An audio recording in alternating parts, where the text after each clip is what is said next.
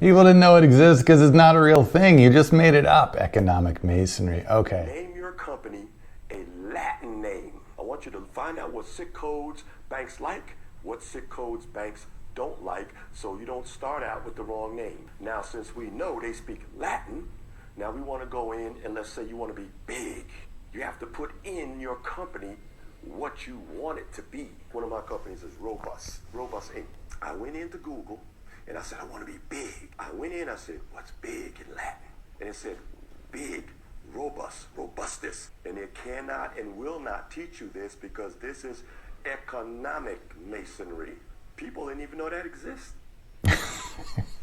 People didn't know it exists because it's not a real thing. You just made it up. Economic masonry. Okay.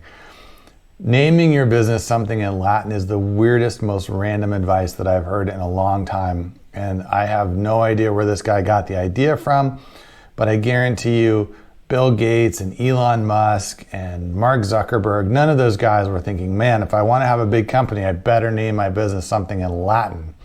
Biggest Maximus Inc. So that way I can be sure of having $1 billion company.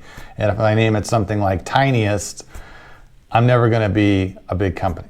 This is the craziest advice I've ever heard. Name your company something that makes sense for what you're doing, or name it something that doesn't mean anything, like Google or Xerox or CapForge.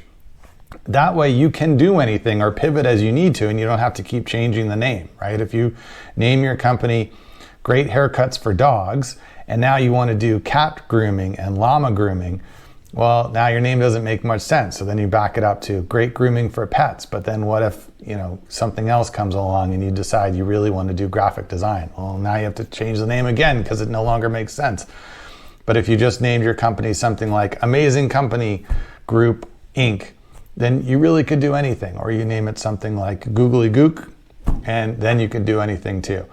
Okay, maybe that one's a little extreme on the silly side, but you get the idea. Would not worry about Latin, and I guarantee you the bank is not looking at the name of your company to decide how to lend you money. They're looking at your balance sheet. They're looking at how much cash you have. They're looking at your profitability.